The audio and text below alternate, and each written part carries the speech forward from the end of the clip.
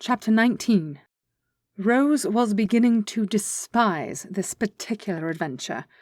She had been so excited about sharing in the intrigue, trying to figure out what Broderick was up to.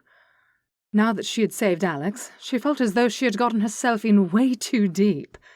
She could feel the warm trickle of blood as she struggled once more against the ropes binding her wrists. The loud snores of the henchmen guarding her were annoying and yet reassuring. Rose was frustrated by the passage of time. She had hoped to have freed herself before daybreak so that she could escape and make her way home before too many were abroad. It would not do to be seen arriving home in her gown from the night before, especially not looking the worse for wear as she surely did. But it would matter very little if she could not get herself free. She had very little confidence in Broderick's desire to keep her alive. Endeavouring to reassure herself, she reminded herself that if he had wanted her dead, he could have just done it the evening before. Why bother going to the trouble of tying her up and having her guarded if he planned on killing her? Of course, there were fates worse than death.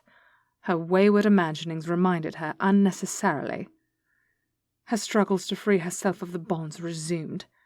Why did he have to tie the ropes so tight? She wondered wretchedly, trying to decide if they had budged at all, or if it was just her wishful thinking. Or maybe I have just worn off a layer of my skin with my struggles, and that is why it suddenly feels a little looser. A giant yawn surprised her as she continued to twist and tug. She had been too terrified to sleep at all during the night, besides the discomfort of her position. A faint sound in the distance stilled her actions, and she tensed in anticipation. The footsteps drew closer. "Squint, you lazy lout! What good are you to me if you are going to sleep on the job? The girl could have gotten away!" Broderick bellowed, waking the guard with a hard kick to his midsection. Rose winced in sympathetic reaction, flinching in fear as Broderick approached her before she could quell the telling motion. He grinned at her reaction, making her stomach turn. She raised her chin defiantly. She sat very still as the knight approached her, keeping her eyes trained on his every move, cursing her inability to escape before his return. Broderick circled her, most likely just to ratchet up her fear another notch. He chuckled over her injured wrists. "I see you did not sit as demurely as you would like me to think through the night, did you? That must not feel too good," he observed dispassionately. "Perhaps you shall get an infection and die. It would save me a great deal of trouble." "I do not aim to be that helpful, my lord," Rose answered sweetly, causing her captor to laugh once more. "I am glad to see my knots held up. I shan't be tarrying here. I merely wish to ensure the gutter snipes had not made off with you. There is some cheese, bread, and ale for you, if you would like to break your fast." Rose thought of defiantly rejecting his offering, but thought better of it as she heard her stomach growl indelicately. Lifting her chin proudly, she politely thanked him before asking, "How am I to eat with my hands bound in such a manner?" Sir Broderick grumbled under his breath something unfit for a lady's ears, but stepped forward to untie her. She almost wept from relief as she brought her arms back to their natural position. She had to struggle to maintain her composure when she caught sight of her mangled wrists, though. Biting the inside of her cheek, she was exceedingly proud of herself when she detected that her lips did not even quiver. She reached forward and grasped the flask he was holding out to her, and took a slow draught. The cool slide of the liquid as it went down her parched throat was such a relief that she easily ignored the fact she didn't even like ale. At the moment, it tasted like the sweetest nectar. She took another slow swallow, savouring the moisture and refreshment. Putting the flask down, she slowly reached for the chunk of cheese he had laid out for her, delicately taking a bite. Huffing with disgust, Broderick spoke up. "I do not have time to wait for you to meander your way through a meal. I have places to go. I will have to tie you back up before I leave." Rose could not prevent the protest that moaned through her lips. "No, please, I beg of you. I really am terribly hungry." "But you're taking too long, miss." "Why don't you just tie her hands in front of her, my lord?" suggested Squint, speaking for the first time since the knight's arrival. Rose had nearly forgotten he was there. She had been so focused on the food her captor had brought. She eyed him askance. Though she could barely tolerate the thought of being tied up again, if her hands were in front of her, she thought she had a much better chance of being able to escape. She hoped her face did not reveal how excited she was at the knave's suggestion. She could feel Broderick's eyes upon her, and avoided making eye contact with him. He stood there studying her for a few heartbeats. Rose finally released the breath she had been holding when he spoke. "As much as it would be a relief to have you off my hands as quickly as possible, I do not want you dying of blood loss before your possible usefulness is at an end. If you rip some strips off your gown, you can wrap your wrists with a cloth before I tie your hands back up." Rose could hear the grudging reluctance in his voice, and hastened to follow his suggestion, although she was unsure if she would be able to do so with her hands in their weakened state. Feeling the heat rising in her cheeks as she reached down toward her skirts, she made every effort not to lift them above her ankles, as she struggled to find a suitable section, thankful for the fullness of the style she had chosen to wear. Realizing her petticoats would be made of softer, more absorbent material, she thought to start with that. Blessedly, it did not take her overly long to tug 2 chunks of fabric from her underthings. She sent up a quick prayer of thanks that her maid always insisted that she wear multiple layers. She quickly wrapped the fabric around the worst of her wounds, hoping that she was not doing them more harm than good. It certainly couldn't be any worse to have the fabric protecting her flesh, as she anticipated struggling against the ropes once again as soon as Sir Broderick left, and Squint took his eyes off her. Taking a deep breath against the anticipated pain, she offered her hands to her captor. Rose wondered if she were being too compliant when Broderick shot her a suspicious scowl. She strove for nonchalance. With a shrug, she said, "I am hungry. I would like to get back to my meal." Broderick grinned, and Rose cringed inside at the evil she saw in his eyes, but she refrained from further comment. He made short work of tying her hands back together, and Rose bit her lip not to cry out, relieved that she still had movement. Before long, Broderick was gone after a brief exchange with Squint, and an admonishment to Rose to behave. Rose smiled weakly at Squint and went back to her meal, concentrating on chewing slowly and imagining that she was elsewhere. She had been wondering how her parents were handling her disappearance. Rose was surprised, but grateful that Broderick seemed to have forgotten that he had wanted her to write a note telling her parents that she had run off with a seaman. She had been trying to come up with some sort of message that would tell her parents where she was, but that Broderick would not be able to see through. She had not yet been able to come up with anything that made much sense. Thinking about her family made the bread feel like sawdust in her mouth, so she thought of Alex instead. Despite the feud, thinking about the Duke helped to steady her nerves and inspired her with hope. She allowed herself to imagine the scold he would give her for being so foolish as to allow herself to get into this predicament. Her imaginings were so real to her that she almost laughed out loud as the scene played itself out in her head. Rose shook her head at herself. "Mayhap this ordeal is making me mad. I shall be a candidate for Bedlam before this is through," she mocked herself. But the daydream had done the trick. She had fortified herself with the simple meal Broderick had provided, and her nerves were fortified too. She was resolved once more to get herself out of this mess.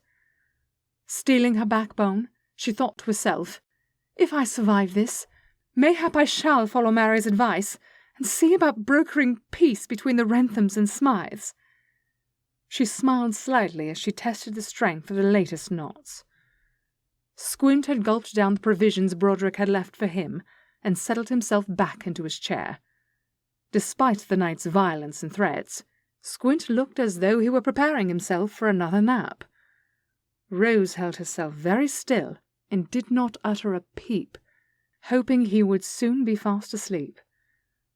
Before too long, His reassuring snorts and snores were filling the air, and she got back to work on freeing herself. As she struggled, she wondered absently what time it was. Alex was cursing the time that was passing. The sun was fully up in the sky, and the city was bustling with activity. He had not been able to discover the whereabouts of Broderick or his captive. He was ready to go and confront the man himself.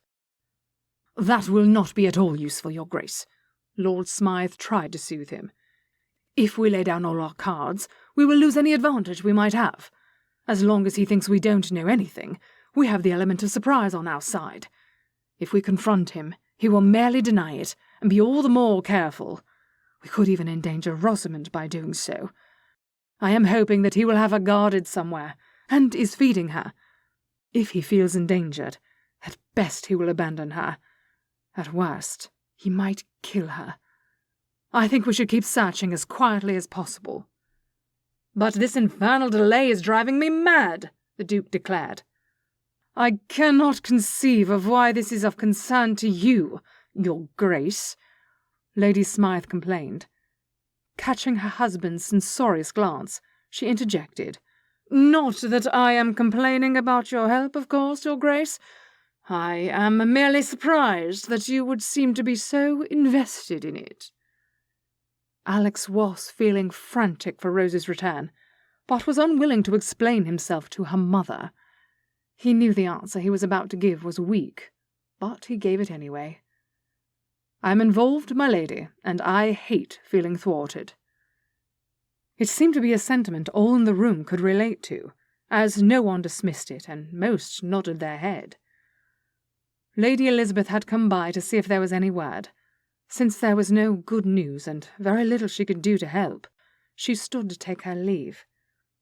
"My dear Lady Smythe, I do not wish to be a burden for you to entertain at this time, so I shall leave you for now. Please know that I am ever ready to be of any assistance to you."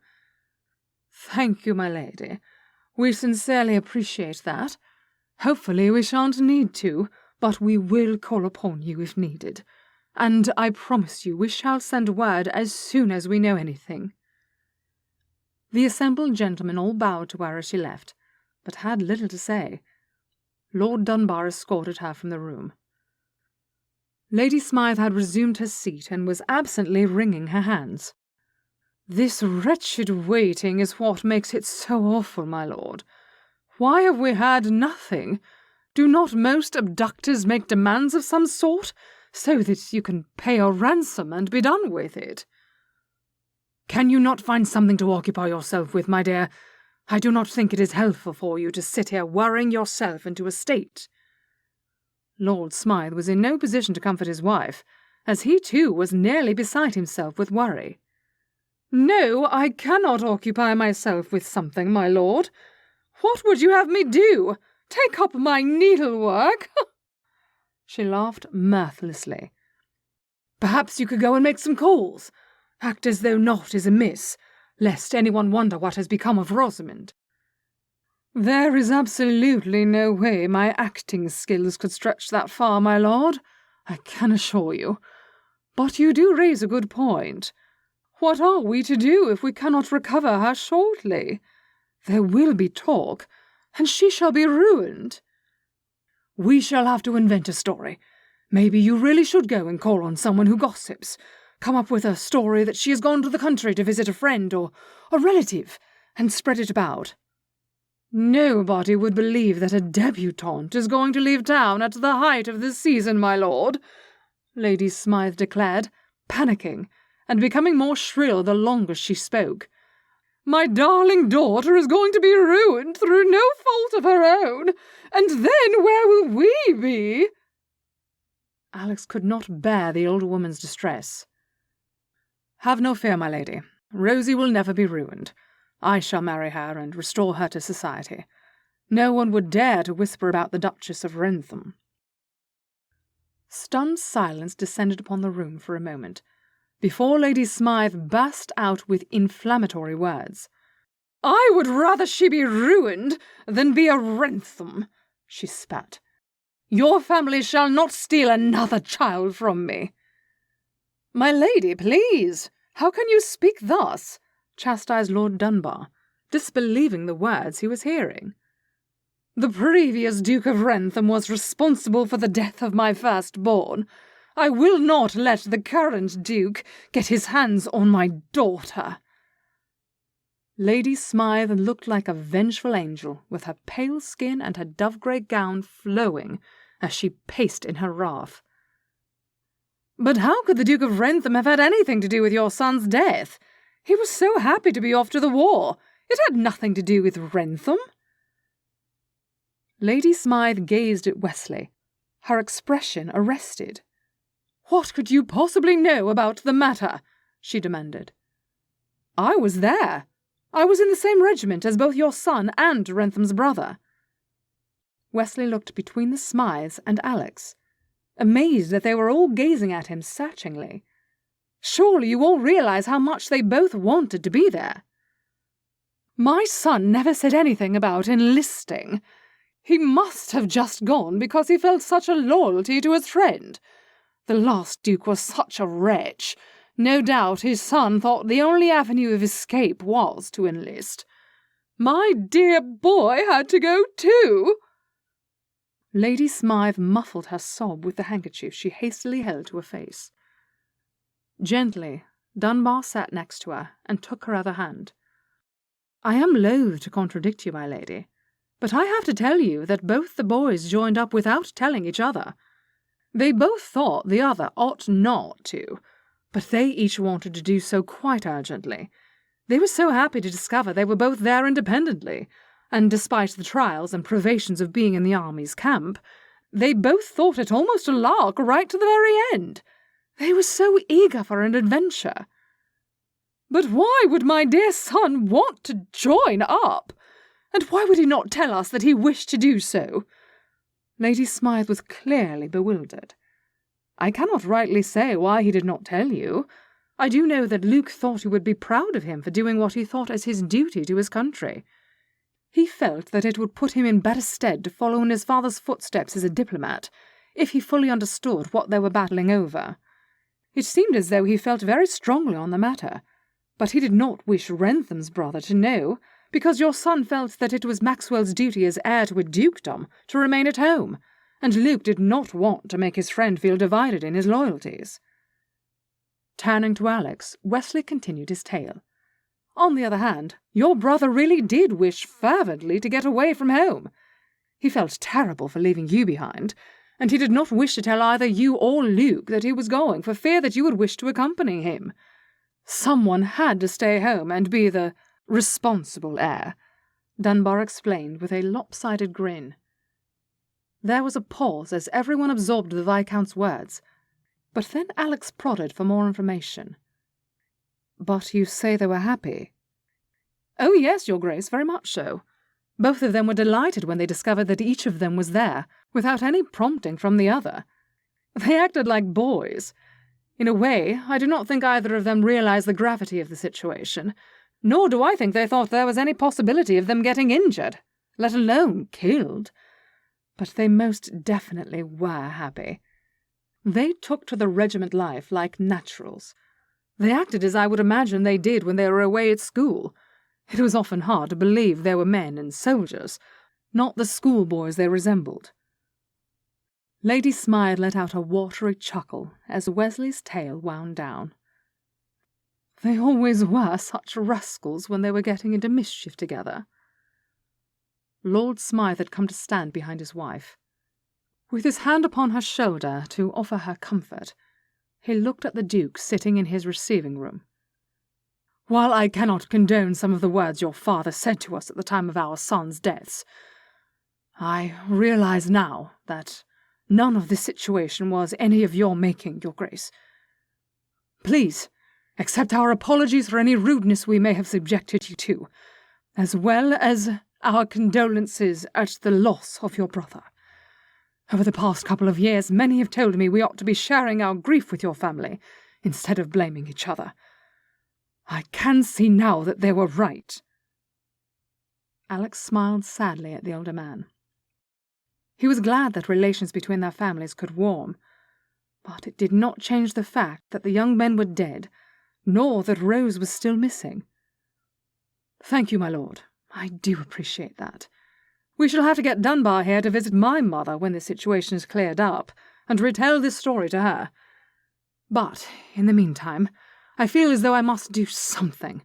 Are you absolutely certain there is no one else you can speak to, who might have some information that could be pertinent?"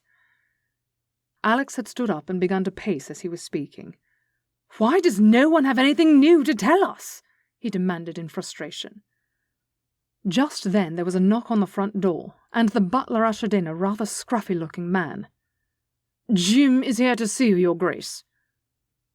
"I apologise for appearing in your front room in all my dirt, my lady, but I figured as you would all rather hear what I have to say rather than see me clean."